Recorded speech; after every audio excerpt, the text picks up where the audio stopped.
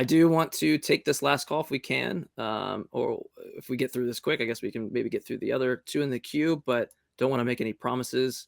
We have another theist, and if we don't get to it, I apologize. I want to try to get these last two if we can, so we'll see how this goes.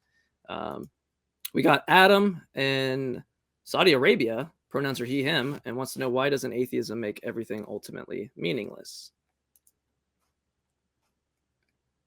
Do you want to elaborate on that? Hi, guys. Hey. Just first time on the show. I just like randomly came up on your show. I'm just interested to get your thoughts on it. I am a theist, a Muslim from Saudi Arabia, and I have to be very, very frank when I say that I'm not the strongest. I'm not a fundamentalist. I do think about the possibility that I am wrong, that other perspectives are true. But when it comes to atheism, what I find unattractive is the fact that I can't get away from this idea that if I accept an atheistic worldview, then everything is ultimately meaningless. There is no meaning to anything, no purpose or value to anything, and that's kind of a very hard pill to swallow. And I think there's I don't think me or Ben see it that way at all, though. I mean, like, yeah, there isn't something like in the world like as a property of meaning that imbues itself onto stuff. Like that to me is kind of a strange thing.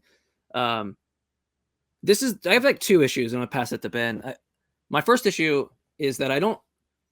I have a problem with this, like, and I don't think theists are thinking this in this way, but when you talk about it wouldn't ultimately have a purpose, how I hear that is my dog, my mom, my cat, not good enough for me unless something forces an intrinsic value onto it, which is so strange to me. Like, I don't need mom plus or dad plus, right? I just need mom. I just need dad. I don't need this like plus objective like meaning or purpose. I don't see what any of that's doing that isn't already there in the vanilla form, right? That's just like, why do I need the mod pack or the DLC? I don't really get why that's required. But two, I think there's a consequence to this view that a friend of mine had pointed out. I don't know if this necessarily works, but I had discussed this with them the other day, and I was like, yeah, I mean, this has kind of been my thought as well.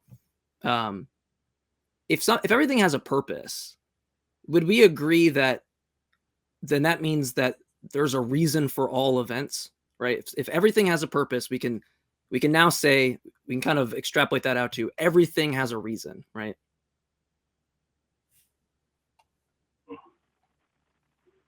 Right? Do you agree? Are you asking me, or okay? Yeah, I'm asking you. I'm following your logic. Okay. Yeah. So if we say everything has a purpose, we're saying every event has a reason or a purpose. Right? Okay. Now, if we say every event if we're saying every event has a purpose or a reason, that means there are no events that don't have a reason or a purpose, right?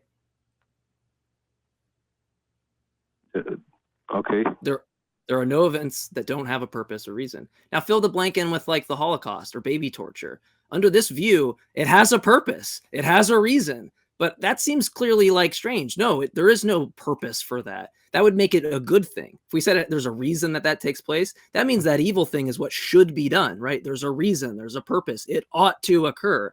That is a horrible consequence. To me, it sounds like when you have the spiritualists, like everything has a purpose, what they're saying is every event has a reason. So there aren't any events that don't have reasons. So fill in the blank. Now, anything that you have, there's a reason for that, or or let's say purpose better, because that's what we're going with. And I just find that very strange. Yeah.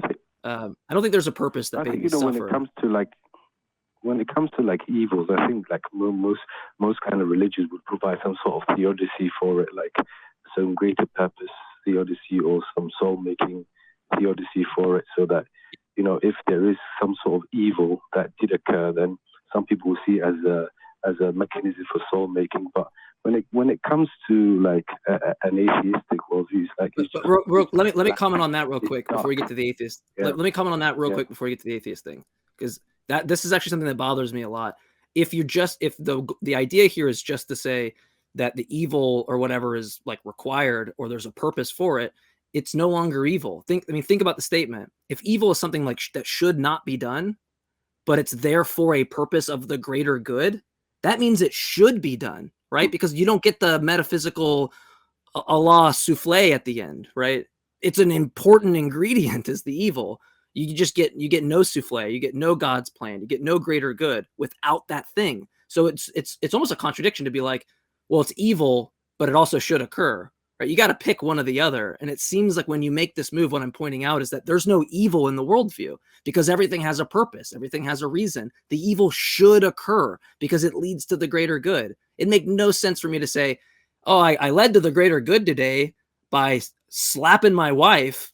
And then someone's like, well, that was evil. No, but it led to the greater good. Everyone's going to look at you like, what are you talking about? I mean, we have cases where it makes sense. There's a reason to prick a child to immunize them, to make sure that they don't get vaccine or to get polio. So all things considered, it's a good thing to prick a child. We understand that. But from the theological perspective, you're saying like all this stuff has a reason. And that's just saying that it should occur, or that it's good, not evil, right? Because evil doesn't lead to the greater good. Good leads to the greater good.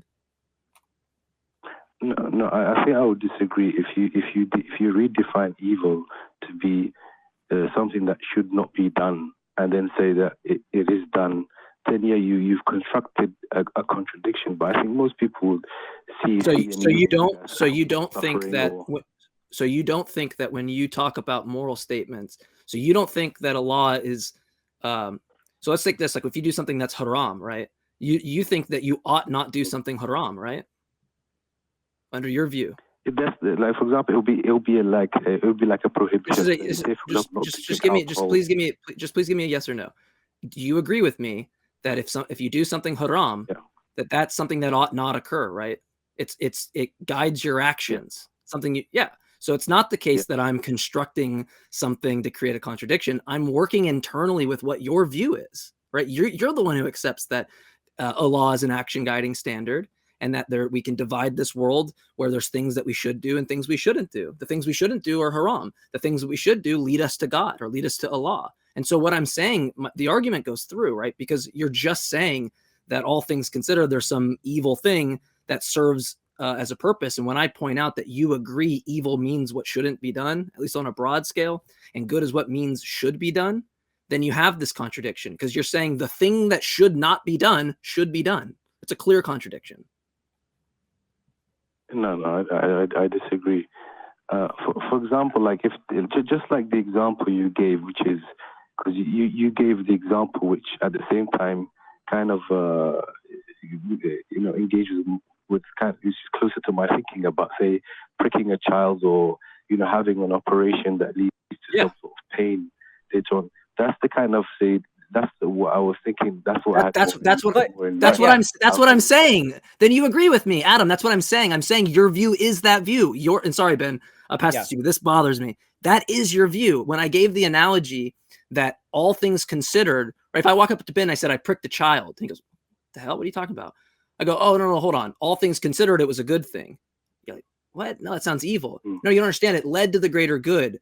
I pricked the child because they're going to get immunization from polio. And you go, oh yeah, all things considered, it is a good thing. That's your view. All things considered, evil leads to the greater good. God allows it. God intends for it, right? It has a purpose. It has a reason, right? Tell me how you don't consider the pricking. No, I wouldn't consider the pricking the child as something that shouldn't be done. Exactly. That's what I'm saying. But I'm going to give you an example of something overriding good. No, but okay. So I'm going to give you an example. He agrees with the argument. Yeah, just pointing out. Yeah, but let's put this into a little bit different perspective because maybe you're not understanding. So, I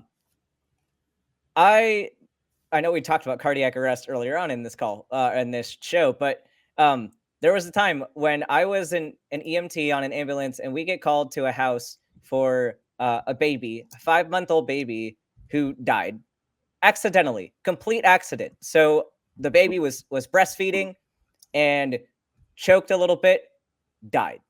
So nobody did anything wrong. Nobody is at fault for what happened. That baby died. We did CPR, could not get the baby back, had to tell this mother, your 5-month-old baby is dead, is not coming back to life.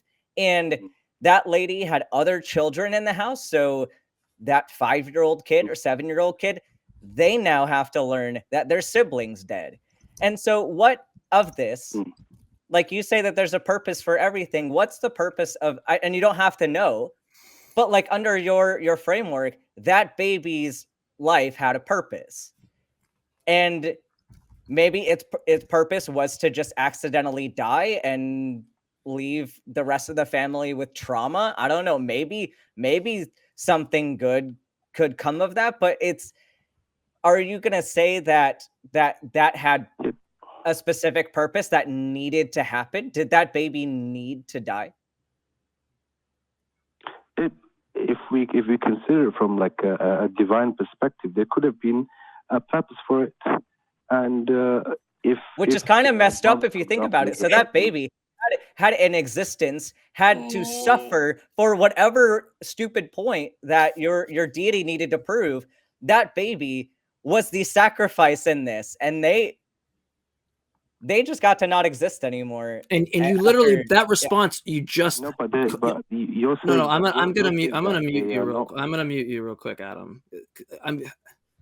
By you saying that there would be a purpose and that quote unquote evil leads to the greater good, and I gave the analogy of the vaccine, and then you denied that. You just admitted that. You were saying all things considered that leads to the greater good. Do I have you right? Am I right about that? Okay. Do you know what?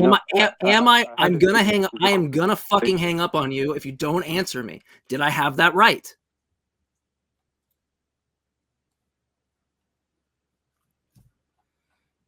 Well, we lost Adam.